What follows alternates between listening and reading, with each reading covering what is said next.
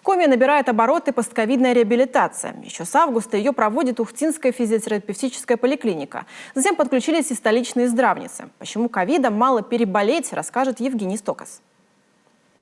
Тяжесть в груди, кашель, резкая потеря сил. Вот только несколько осложнений после COVID-19. Кому-то невмоготу подниматься по ступеням, кому-то даже просто двигаться. Ковид коварен, и восстановление после него может потребоваться даже относительно молодым или тем, кто перенес болезнь в легкой форме.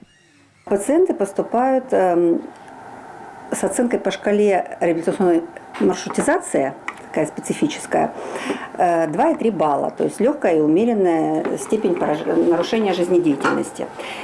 Дальше они проходят тесты уже у наших специалистов, это тесты интенсивность депрессии и тревоги, оценка качества жизни, оценка переносимости физической нагрузки, индекс одышки. То есть все это мы здесь проводим. И уже по результатам назначается индивидуальное лечение каждому пациенту.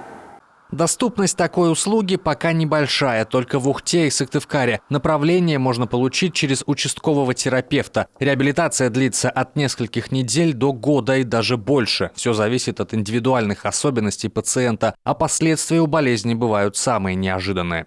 Вот этот вирус повреждает в том числе эндотелий капилляров. Некоторые жалуются, что они дезориентированы, то есть кто-то, вы понимаете, да, что человек в гипоксии, он задыхался, кровоснабжение уменьшается, головной мозг первый страдает. Про дыхание это мы говорим, что это может быть долгий длительный кашель, это может быть какой-то субфибрилитет, то есть там 37 с копеечками, с небольшой температурой, и вот это вот все прыгает.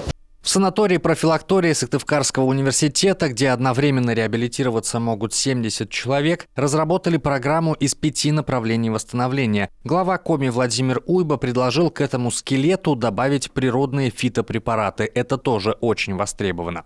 Санаторий-профилакторий в СГУ – это достаточно такое высоко специализированное медицинское учреждение. У них очень хорошо развито лечение и профилактика заболеваний, в том числе и реабилитация посткоронавирусных состояний. И они уделяют этому очень много внимания, и абсолютно правильно делают, потому что когорта больных, переболевших коронавирусом, нарастает, она, в общем, достаточно большая, и людям нужна специализированная помощь, именно реабилитационная. При этом врачи говорят в один голос: чем раньше обратиться за реабилитацией, тем быстрее произойдет восстановление. Поэтому необходим хороший сон, правильное питание, физические нагрузки и витамины, в том числе и до болезни. Тогда и с возвращением к нормальной здоровой жизни проблем будет гораздо меньше. Евгений Стокас, Роман Боровиков, Юрган.